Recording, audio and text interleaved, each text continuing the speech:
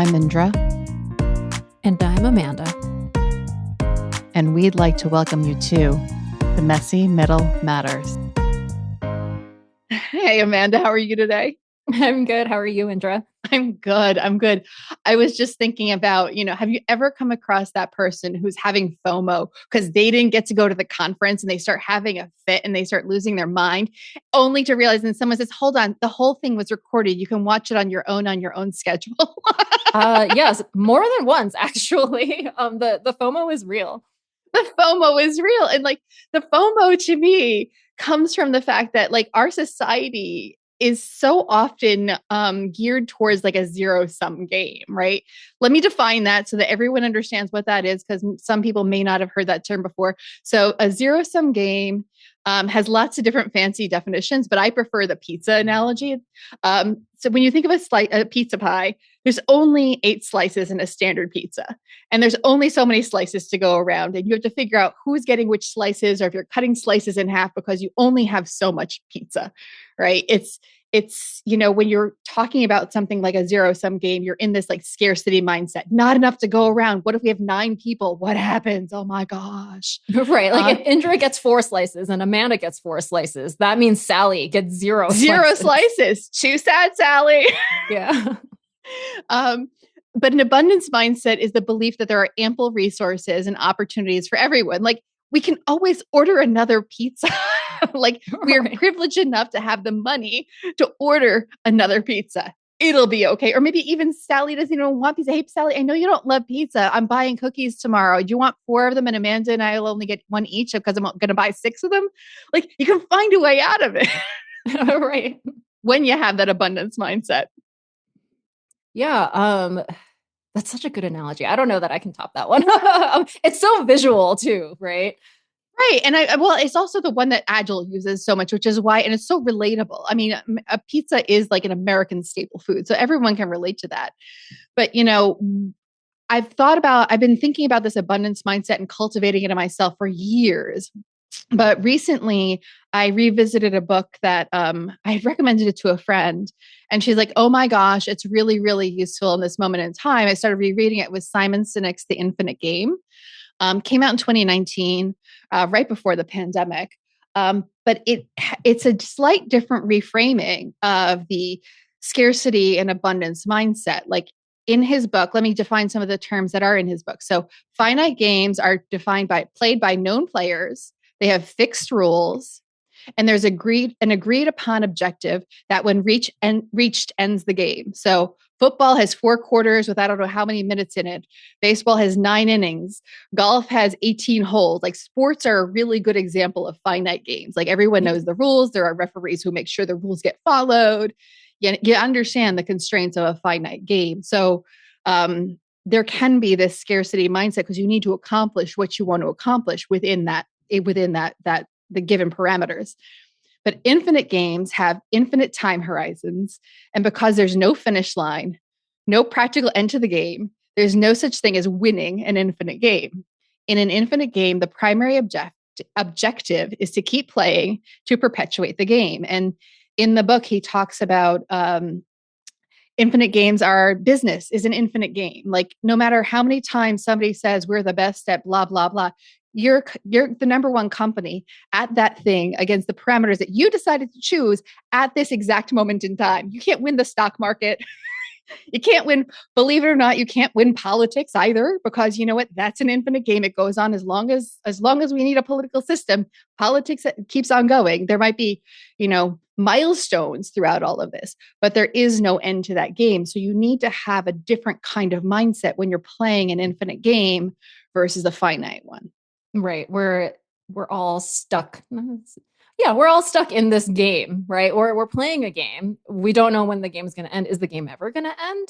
And yeah, you're right. I think, there are milestones. There are ends to chapters. Ends to chapters, I think, is a great way to think of it. Because it's, if I think about business, a lot of publicly traded companies need to publish their quarterly earnings. So you could think of, you might be thinking of like each quarterly milestone of announcing to the analysts what your earnings were for that quarter.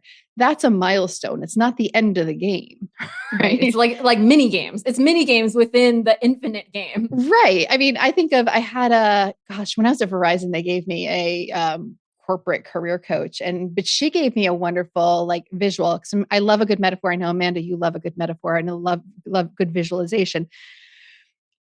She gave me the metaphor of like marathons, right? Because I was in an environment where a lot of people were trying to win the thing. And I'm like, but the finish line isn't the finish line. We have to work the next day too. Like it just keeps on going. She's like, think of it as a marathon and try and get them to start thinking of it as a marathon where you hit the water station, you hit the mile mark, you hit the this, you hit the that. The finish line is way, way off in the sunset because even when your project is over, you launch the thing. The next day you need to keep working. And so you need to keep going. So infinite games. Yeah. And I was thinking about how, well, a marathon, you do know where the finish line is, but I do know a lot of marathon runners. And it's like, well, you finished the marathon and you're training for the next marathon. Oh, they are. They are. What is it? There's that joke. How do you know a marathoner? They'll tell you that they are because it's part of their blood. It's part of their DNA. It's part of how they walk in this world. And I love when people have passions around things, right? So it is the next race. It's like, oh, I finished New York, but I want to do Boston. Right. I want to do Tokyo. I did New York, but I want to do New York better. Like there's always, for most of them, or many of them, the people who are repeat offenders, so to speak. It's the next thing, or, there are some marathons. There's like those ultra marathons where the people don't know the course. I don't remember the name of it. There's the ultra marathons where the people don't know the course and they don't know the ending and you need to finish each, like, you don't know. There's different kinds of games, and the game of life, the game of business are infinite games, full stop, period. No one's going to convince me otherwise. Right. And the point of the infinite game is to continue the game. To continue the game. You don't want to demolish your just to give people some of the tidbits from the book. The book is great. You don't want to demolish your competition. Your goal isn't to, like, Apple didn't try and pummel IBM or Microsoft. They wanted to advance the game. Like Steve Jobs understood that the goal was to keep the game going. When people start trying to obliterate the competition, that's often a very short-sighted way. And they start applying finite tactics to an infinite game. And that is usually their downfall. Like the classic example that shows up in so many business books and so many different things is the Kodak example, right? It didn't end the company right away when they got that finite mindset and said, no, we're not going to pivot to digital, even though we were the first ones to invent a digital camera. It took a long time it was a slow decline, but they in the end, because they applied finite tactics, created a scarcity mindset around things. That was the decline of their organization. So yeah, when you said Kodak, my brain went to Blockbuster. Another finite game. Mm-hmm. Yeah. They didn't think that Netflix would be Netflix, right? No, they were stuck in their game versus understanding that the game is constantly being reinvented. Right. Because it's an infinite game. Right. It's an infinite game. It's not, they were stuck in their mini game of the stores where you rent physical copies of DVDs, but back in the day VHS, and they didn't understand that the game was being reinvented by the Netflixes of the world, where streaming is the thing. Right. They were winning at VHS, and God bless them. There's one Blockbuster left in Alaska. Yeah. And that's out of necessity. Like that's purely out of necessity and the conditions in Alaska. But I think that in the daily life, like we're talking about like really big things. And I don't think most of our listeners are probably not the people operating at this macro level. They might be watching that macro view of things, but they're not on the day to day. And, one of the things that was in the book and that really is around scarcity versus abundance mindsets is how do you operate in organizations? Because we are so entrenched and ingrained. Like, again, we've been conditioned to think of a lot of things as a scarcity mindset in our culture. When your leaders are thinking of things in a scarcity mindset, how do you apply an infinite mindset, and where can you apply that infinite mindset? Like, where can you apply that abundance mindset to a situation, even if your leader isn't a scarcity thing? And recognizing the difference. I think part of that is recognizing the difference between what is a finite game in the work world and what is an infinite game, because there are some very clear finite games out there. Right. Like finite game that comes to mind is budget, right? Budget allocation. You have this much money for the year, the quarter, the whatever your time is, right? That is a finite resource. It's a finite resource. It applies to projects, it applies to salaries, it applies to bonuses, it applies to promotions, it applies to a lot of things. Right. It's the pizza metaphor, right? Like think of your budget as a pizza. It's like if you give part of this budget to this department, that means another department isn't getting that part of the pizza. Right. Yeah. I saw a fun. I was going to digress and talk about a TikTok video I saw about like different departments and perspectives on budgets, but we're going to stay on topic. Shiny objects. Shiny objects. Another example that comes to mind is I worked at a company where review time, like performance review time, was very much like the Hunger Games. There were strict rules about how many promotions per cycle per department were allowed. So that was definitely a scarcity mindset where, I wasn't a manager at the time, but I had heard that like all the managers in the department were in all of these calibration sessions and all the meetings around performance reviews. And they had to go to bat for the people on their team who they thought, was deserving of a promotion and fight with other managers for the limited number of promotions that were allowed for the department for that cycle. I think that's a perfect example of a game that is a finite game, period, full stop. Because like you said, there's money involved. There's at the end of the day, money is involved. And, organizations create restrictions on how many people can be at which tiers of the organization, so they don't become top heavy, so their budgets stay aligned, so that they're all the different things stay aligned. And I think I've been in those rooms. I think I've heard about those rooms. Those rooms are not fun at all. But what I will say is that you can start applying, there's lots of tools and techniques to make those rooms less stressful. Maybe that's another episode for another day. But when you're thinking about how do your leadership is playing a finite game of this promotions and these fixed number promotions. And there is scarcity of this. How can you start applying infinite tactics and abundance tactics in your communications with your team? Because there is a decent chance that, let's say you went through all the exercises yourself as a leader and you identified you had to pick one person that you're going to throw into for the winning the Hunger Games here, right? And there are decent odds that one person is not going to be the one that's selected across all the different departments in the organization. How do you make your team in that scenario? How do you make your team still feel valued, still feel incentivized, still feel important, still feel seen by other departments? Like, that's a whole different skill set. And that requires you to draw on those abundance mindset tools and techniques and sharing those with your team members. Because otherwise it just, that can become the toxicity of a Hunger Games like environment will cascade if you don't stop that from happening. It will cascade across the entire organization. Right. That's a morale killer for sure. Yeah. And, it permeates through the organization, right? It like that kind of thinking, that scarcity mindset thinking of, like I need a part of that pizza. Leads to what I think is unnecessary competition amongst peers. And it's just like, wait, we all have to remember that we're one team here.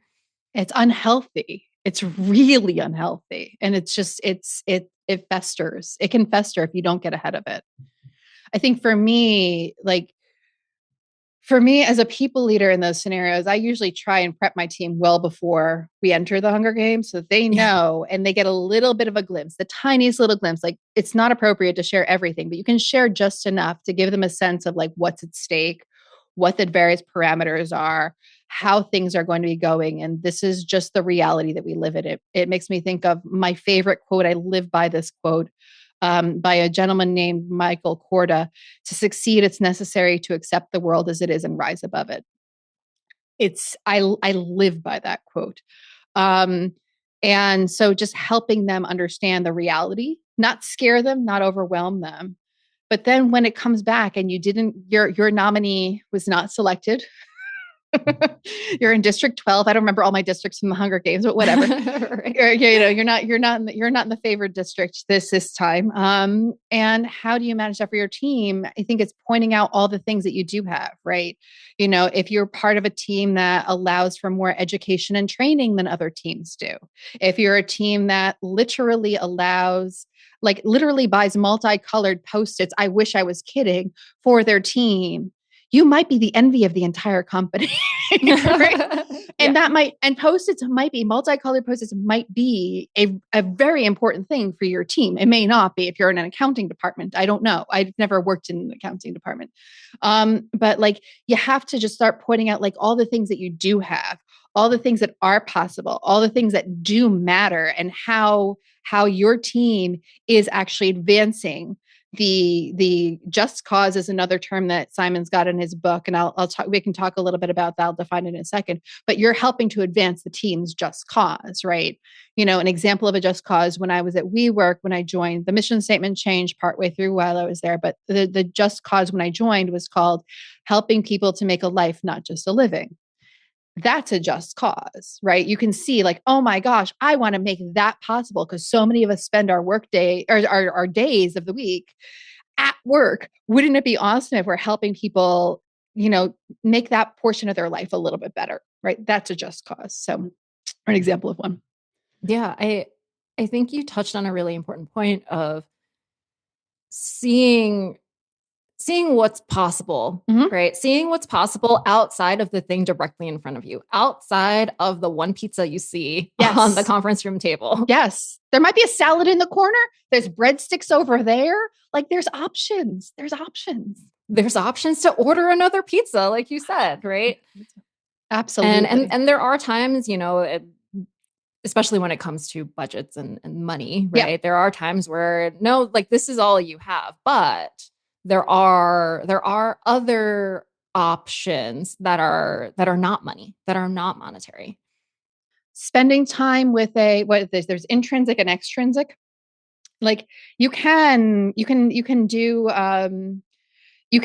offer coffee chats with a senior leader. That matters to some people. Having the chance to be in a coffee chat with a senior leader of the company, that costs time, doesn't cost money. That's an easy way to say, hey guys, I know you guys didn't get included on this promotion cycle because we had constraints, but I wanted to talk to you and say how valuable you are and have a chance for you to ask me any questions you might have. Right. Or, understanding what makes your team happy, right? What they need or want is more flexibility, right? Just say, hey, summer Fridays, of course, according to company policies and whatever, right? But if that is an option, why not? Why not offer that to your team and, keep them happy in that way, if not a monetary or promotion kind of way in this finite game. Yeah, I was part of a team. As you're talking, I was remembering I was part of a team. We were one of the handful of, we were maybe the only team that was allowed to wear jeans to work. Because in that craft, in the broader industry, wearing jeans to work was it's a baseline a luxury. Right? It's like a baseline benefit. If we wouldn't let people wear jeans to work, we could not get them to join our company. And so that was our thing, right? That was our thing. And we were very much taught to not flaunt it in front of others. They could see that we were wearing jeans, but you can't be walking around look at my jeans. I got jeans. That's finite guess nonsense. What, everyone? Indra let us all wear jeans today. But that's you don't want those finite thinking, scarcity thinking tactics to show up in your infinite thinking of your benefits as you're trying to work through things. But yeah. Right. Yeah. And, that last part, I think is just not seeing the dress code as a limitation, right? Like seeing Facts. it as a potential opportunity to fulfill some need for your team. Right. I mean, I love that. It's, letting what did we have? The other thing that I've done as a leader whenever I could is like before holiday weekends, early dismissal, workload permitting, please do everything you can to make sure workload permits. Right. Mm-hmm. Mm-hmm. Don't just sneak out. Just sneak out. As soon as you're done with your work, sneak out. Like don't make a big deal. Check your phone every once in a while to make sure something hasn't blown up. But like, go. Yeah, same. Like, hey, it's Halloween. Block off your calendar so that people don't schedule meetings for that afternoon. But if you've got to go to your kids' Halloween Halloween parade. go. Those Halloween parades sneak up on you at work. They really do. But I think that it's also, important to, when we're thinking about abundance and scarcity mindsets, like the one thing that you want to keep in the back of your mind, the ability to have an abundance and scarcity mindset may shift and change depending on what type of privilege you have. And privilege comes in lots of different ways and shapes and forms, but understanding understanding that and being very conscious of it is really important. There's a strange little paradox. I find that people who have less privilege sometimes have an easier time tapping into an abundance mindset than the Agreed. I people. think, Yeah. yeah, I think, what do they say, about art, right? Like Mm. if you have a blank piece of paper and you're allowed to do whatever you want, Hmm. sometimes you get in a mental block. Like Mm. you're just, you're somehow, like you said, it's a paradox. You're somehow limited by the infinite possibilities. Yeah. Whereas, like, if there are some constraints of like, here's a piece of paper, but you only have these three colors to work with, Yeah. sometimes the best art comes out of that. Like it just gets your creative juices flowing in a different way. Yeah. And if you're the team who's always had all the perks and all the everything, and that becomes your baseline of expectation, when you lose you have, and part of those perks are, let's say, 3 free lunches a week, and you lose one of those free lunches because of budgetary cuts, it can feel like the sky is falling. Like, dude, no one else is getting free lunch across the entire company. You've gone from 3 to 2. Calm down.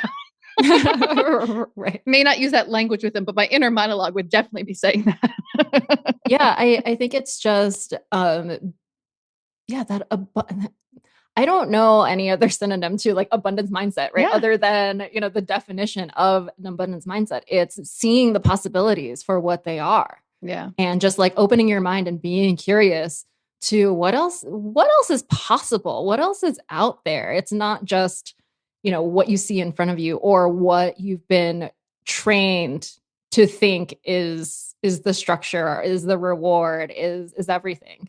Yeah. I think that's a great way to really evaluate, like, because part of this is understanding like what's finite and what's infinite. I think money, we're clear on, that's finite. Time is finite. Like there are certain Mhm. things that are just either laws of the universe or laws of capitalist societies, right? Um, those are two, right?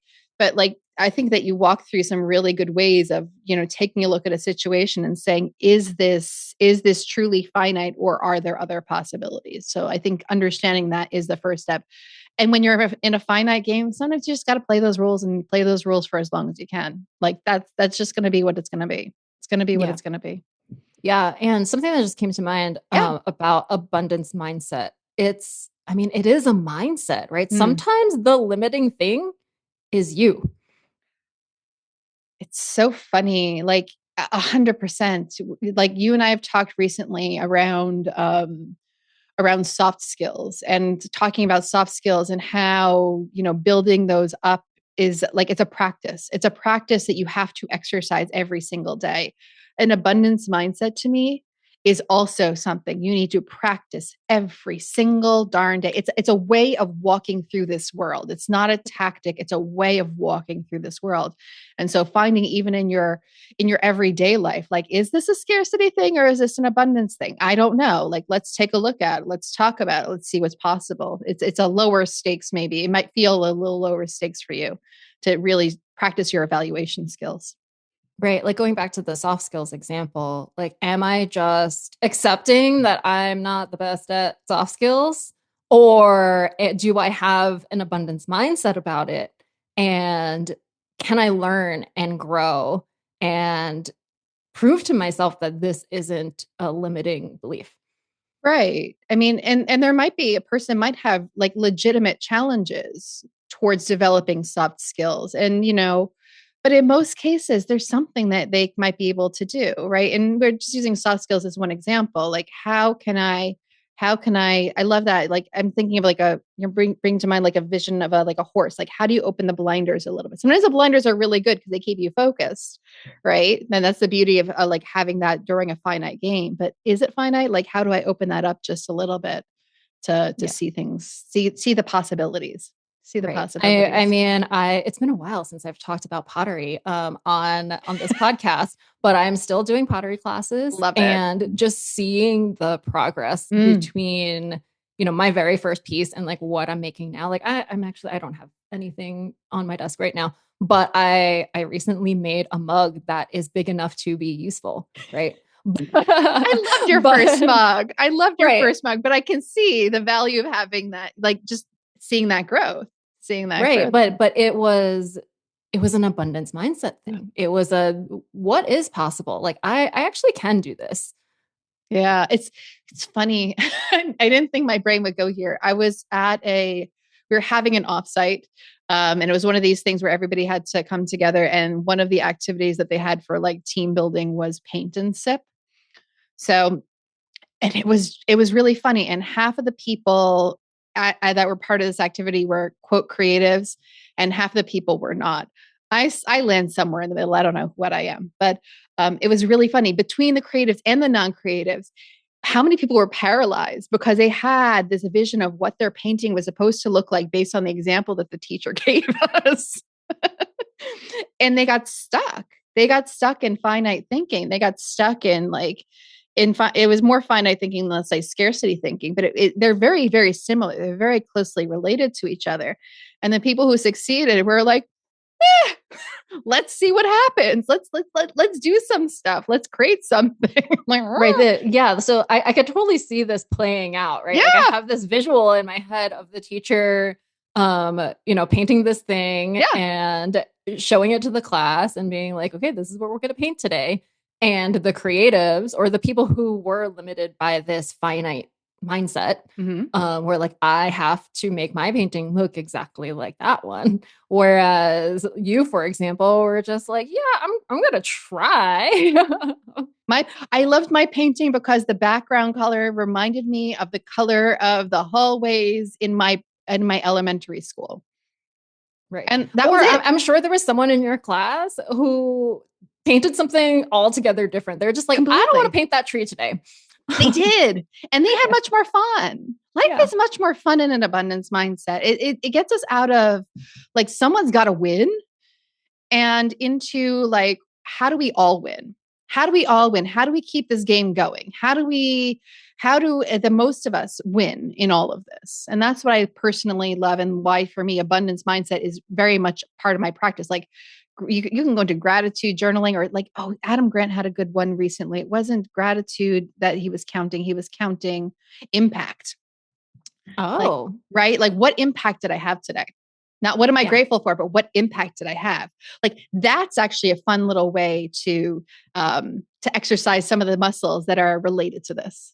Yeah. What impact did I have, as opposed to like, what did I accomplish today? Yes, exactly. Yeah, exactly. Like, I made the cashier's day a little bit happy. I made her laugh. Like, okay, great. That was an impact. I don't know how that trickled through the rest of her day, but I know that was one of the positive things in her life. Yeah. Yeah. I think it's just, it's just being able to be open-minded, I Yeah. think. Open-minded is, I think, is a good Yeah. synonym. I did it. I thought of one. You got there. Yes. Yeah, I got there. Open-mindedness, right? An open-mindedness mindset, an open-mindedness attitude Yeah. toward life, toward work, figuring out like what actually is a finite versus an infinite game. 100%. I think it's a lovely place for us to end. Thank you, Amanda, for another rich conversation. And thank you to everyone who's listening. We hope that you join us next time when we cover another topic for the messy middle. Bye. Bye. If today's episode hit home or just made you laugh, you might love our merch. We've got 3 collections. Don't Make Me Regret, in honor of the sweatshirt that started it all. Words Matter, inspired by our most popular episode. And Embrace the Messy, to celebrate the beautiful chaos. Head to shop.themessymiddlematters.com to take a look. Everything's print on demand, so be sure to double check your size before ordering. But if anything goes wrong with the printing, our vendor will work with you to make it right. Looking for a different cut or size? Email us at podcast@themessymiddlematters.com so that we can explore the option. Thanks for making the messy middle matter.